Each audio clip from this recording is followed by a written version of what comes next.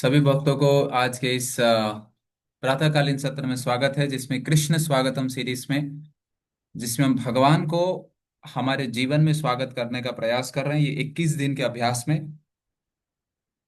आज जो हम चर्चा करेंगे किस प्रकार से इस भौतिक जगत, इस पृथ्वी लोक में भगवान के इतने मधुर लीला, विशेष करके कृष्ण की लीला जो वृंदावन में जो हुई, और जब ऐसे भगवान युग युग में आकर नाना प्रकार के बहुत सुंदर लीलाएं करते हैं, इन लीलाओं के प्रति देवता लोगों के जो इंद्र देवता, वरुण देवता, इनको भी आकर्षण हो जाता है। भागवतम के पंचम स्कंद में वर्णन आता है कि देवताओं के लोग जब देखते हैं, हम सबका भाग्य जब देखते हैं ना, कि इतने सुंदर कथा श्रवण कर रहे हैं, भगवान के नाम का कीर्तन कर रहे हैं भगवान का प्रसाद खा रहे हैं, तो देवताओं के हृदय में इच्छा हो जाती है कि उनको भी इस पृथ्वी लोक में जन्म मिले। फिर कोई पूछता, अरे क्यों, क्यों आपको वहां पे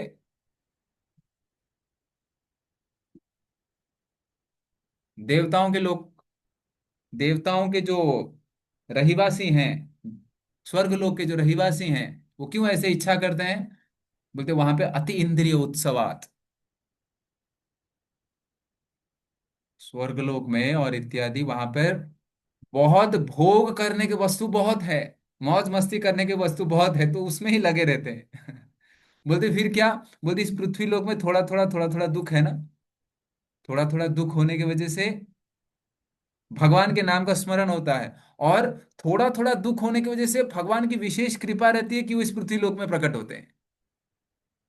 हाँ।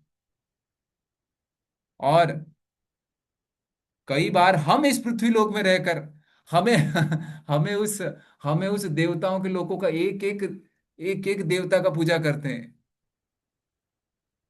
थोड़ा हर एक देवी देवताओं को थोड़ा सा अगरबत्ती घुमा दे, क्या पता कौन सा देवी देवता नाराज हो जाए तो। ये हमारे मन में भय रहता है। गीता में भगवान कहते हैं, बारंबार बारंबार कहते हैं, कि वृक्ष में जब मूल में पानी डालने के पश्चात पत्ते, डाली इत्यादि, वहां पर पानी डालना अनिवार्य नहीं है, अपितु सम्मान करते हुए पूरे वृक्ष को सम्मान करना चाहिए। लेकिन भौतिक स्तर पर व्यक्ति नाना प्रकार के कुंडली देखेंगे, ग्रह देखेंगे, नक्षत्र देखेंगे, नवग्रह का प्रदक्षिणा लगाएंगे, कितना नाना प्रकार के करेंगे पता नहीं। तो वृंदावन के एक बहुत प्रसिद्ध संत कहते हैं, द्वादश चंद्र कृतस्थल मंगल बुद्ध विरुद्ध सुरु गुरु बांका। हाँ, यदि दशम भवन भृगु सुत मंद सुकेतु जन्म के अंक, अष्टम राहु चतुर्थ दिवामणि, तो हरिवंश करत न शंका, जो पे कृष्ण चरण मन अर्पित, तो करी है कह नवग्रह रंका। ऐसे कहा जाता है, किसी के कुंडली में आप देखेंगे ना, द्वादश में चंद्र नहीं होना चाहिए। हाँ। और बुधवार के जो बुध जो है वो विरुद्ध नहीं होना चाहिए। मान लो किसी के कुंडली में द्वादश में चंद्र आ गए और बुध में विरुद्ध हो गए, हाँ, यानी कि सारे सातों के सातों दिन, सोमवार से लेकर सोमवार, मंगलवार, बुधवार, गुरुवार, शुक्रवार, शनिवार, वो बोलते हैं ना, अरे साढ़े सात ही लग गई शनिवार को। साढ़े सात ही क्या लगेगी, सब कुछ लग चुकी है हमारे जीवन में, क्योंकि कब मृत्यु आने वाला पता नहीं, तो साढ़े सात ही का क्या कहना। मंद सुकेतु जन्म के अंक का, सारे कुंडली के जितने भी अंक है, सब कुछ यदि गड़बड़ है, तो विचार कीजिए उसका कितना बड़ा विपत्ति होगा। हर जगह जहां चलेगा वहां पे असफलता आएगी। और अष्टमी तिथि में यदि राहु यदि है, तो फिर तो डामाडोल परिस्थिति है, कोई कुछ नहीं कर सकता। प्रसिद्ध संत कहते हैं, जिसके यदि ये जितना भी कुंडली गड़बड़ हो, लेकिन जब ये कृष्ण के चरणों में जब ये मन जब अर्पण हो जाए,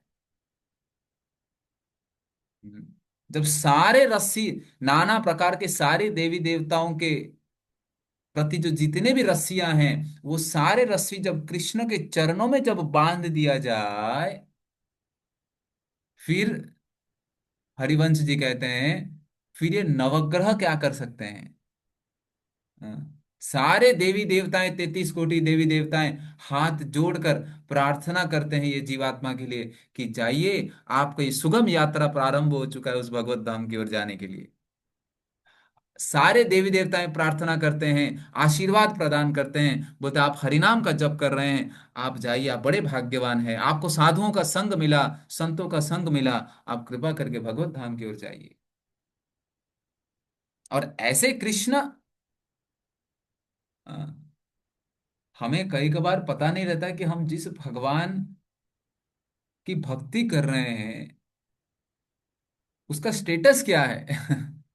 लोग दूसरों के स्टेटस देखने के पीछे पड़े हैं, व्हाट्सएप का स्टेटस देखना,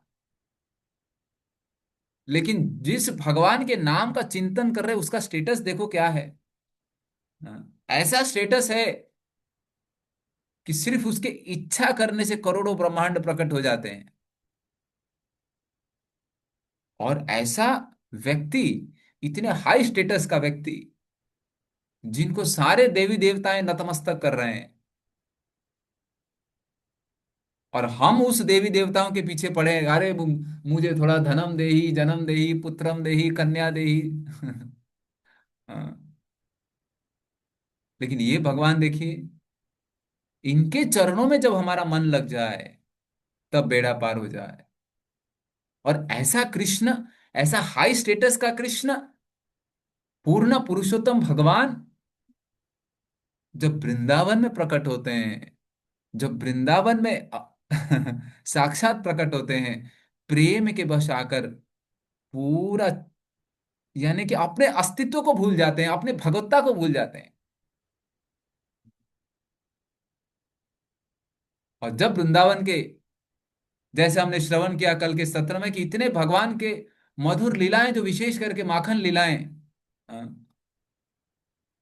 वृंदावन की ब्रजवासियां प्रत्येक क्षण में भगवान कृष्ण के उस सुंदर रूप को देखने के लिए लालायित रहती थी। भगवान के उस सुंदर रूप को देखने के लिए लालायित रहती थी, और इतना लालायित रहती थी, ये नेत्रों से भगवान के उस सुंदर रूप को पी रही थी। पीना यानी कि सिर्फ, हमारे लिए तो सिर्फ मुंह से पीना है ना, लेकिन भगवान के उस सुंदर रूप को आंखों के माध्यम से पीना है, उस कथा को कर्णों के माध्यम से पीना है।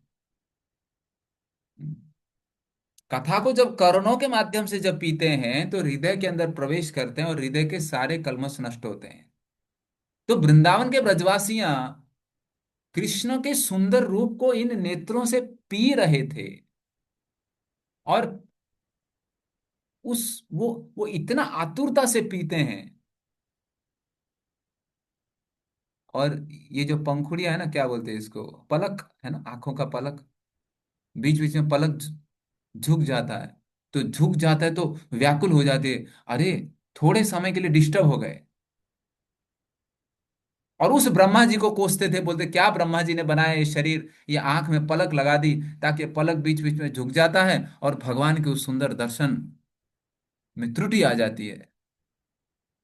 ब्रह्मा जी के मैन्युफैक्चरिंग में डिफेक्ट, डिफेक्ट बोलती है।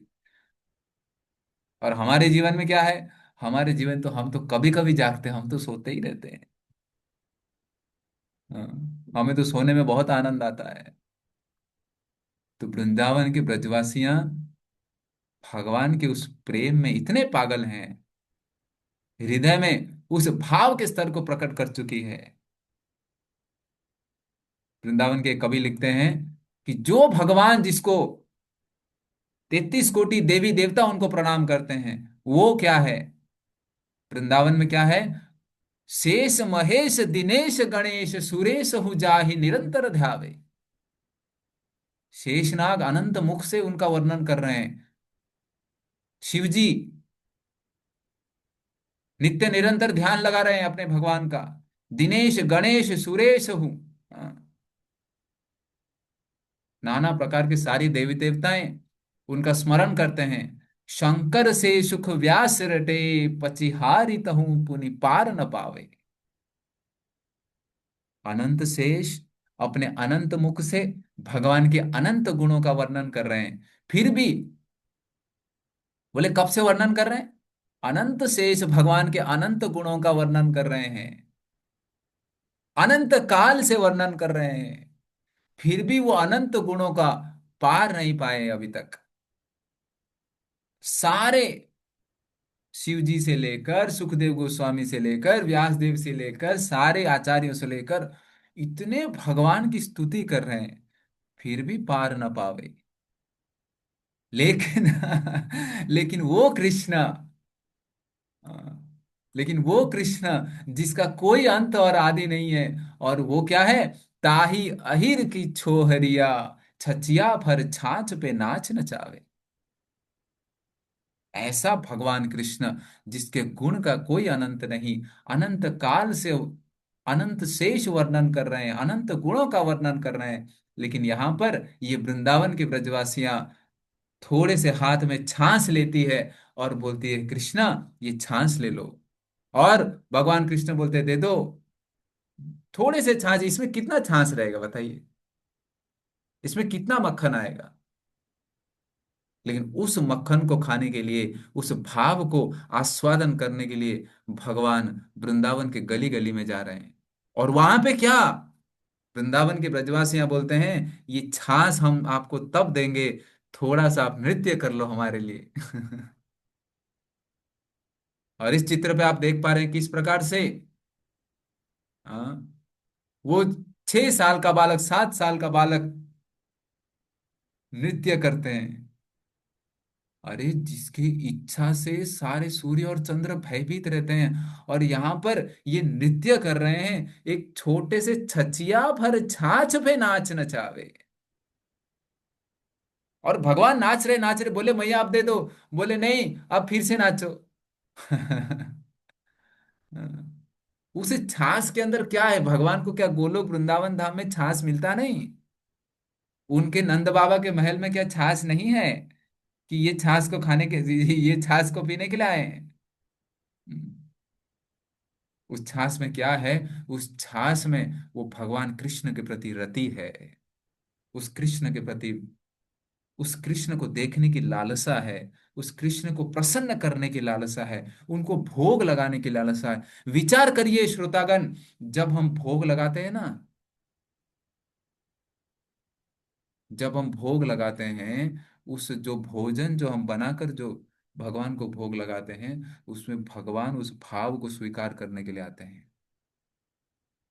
बंध जाते हैं हमारे घर के अंदर। जब उसके नाम का स्मरण करते हैं, भगवान सारा कार्य छोड़कर हमारे बाजू में आकर, हमारे निकट आकर बैठ जाते हैं।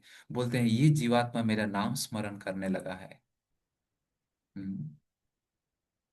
और ऐसा व्यक्ति जब हमारे घर में आकर बैठा है, उस कृष्ण को स्वागत करने के लिए हमें लालायित होना चाहिए, आतुरता होना चाहिए। जब हर दिन सुबह 5:30 बजे यदि कोई आके हमारा घर ठकठकाए और बोले कि 1 किलो सोना आपके लिए है, तो हम 5 बजे उठ के, कब आएगा वो व्यक्ति, टकटकी लगाकर बैठ जाएंगे।